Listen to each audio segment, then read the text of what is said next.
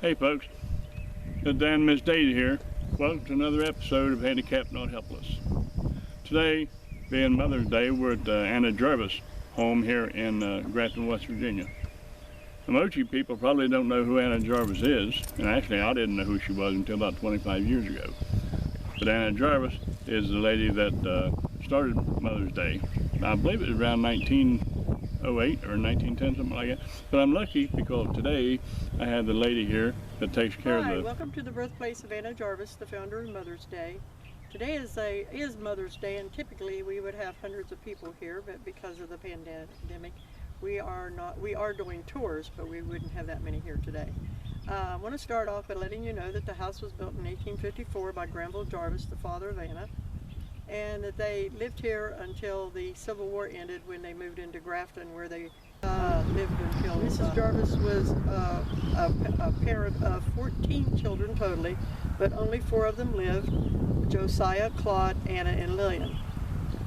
We also know that Mrs. Jarvis was a very great lady. She doctored the soldiers of both sides in this house, so we do have the dining room set up as General George B. McClellan's headquarters. So you also get a little bit of the Civil War history when you come to see about Mother's Day. Anna Jarvis went to Philadelphia to find a better job. She didn't like teaching here in Grafton. So when she went to Philadelphia, where her brother Claude was already living, she started working at the Fidelity Mutual Insurance Company. But after her mother passed away in 1905, she decided then to work on starting a day to honor her mother. People were making a lot of money off of Mother's Day, and that's not what she intended. So she actually started a campaign to rescind it. But she was then quickly placed in the Marshall Square Sanitarium outside of Westchester, Pennsylvania, where she ended up dying on November 24th, 1948. They put her there so they could shut her up because they knew she wouldn't quit till she got it rescinded. And the card and florist people were making too much money off. So we invite you to come and see us and tour the museum. It only costs $5 per person to go through, and children under 6 are free. And like I said, yesterday we would have had our Mother's Day program honoring our Mother of the Year, and her name is Polly Foreman, and she is our 2020 Mother of the Year. A super duper nice lady that does many, many things for her church family, but the one that they built up here.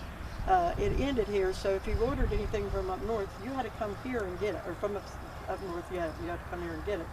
So there was lots of people coming here all the time picking up stuff, so it was a very strategic place to keep. And we had a picture that was taken against one of the walls there in our dining room. So, but he did use it as a headquarters overnight, and he brought with him 2 future presidents, Rutherford B. Hayes and McKinley. So we had 2 presidents to stay here for a time. But the Civil War soldiers actually stayed here, and they took over we had 3 churches at that time, a hotel and a boarding house. They took over everything in Webster and destroyed pretty much all of it. But the churches got reimbursed for the damage that they had done on their churches. And of course, this was just a swamp anyway, so it didn't really matter about the damages over here. But he was here, and we do part of that as our tour too, to let you know. If you come here for the Civil War part, I give you more information. Anna Jarvis, not Anna Marie. She never had a middle name. And I get real hyper when I see this on Facebook that they're calling her Anna Marie. She's not. Yeah. Okay, well, I really appreciate that. Ladies and gentlemen, and say your name again. My name is Olive Ricketts. Olive Ricketts, because I don't want to get it wrong, and I wouldn't dare call you Olive Marie Ricketts. No, you wouldn't dare call me Olive Marie. You'd have to call me Olive Ricketts. All right, listen, this has been really entertaining, and she's a wonderful woman, and a great sense of humor, and I just learned a lot of things about this place I didn't know. So I wish you all a great Mother's Day. For whether your mother wants it or not, you should at least acknowledge her. Right. And have a great day. And Dan, Miss Daisy for Handicapped Not Helpless. Thank you. And I also go use this video from my very first video on my other channel, Facebook. The new channel is going to be Travel with Dan and Miss Daisy.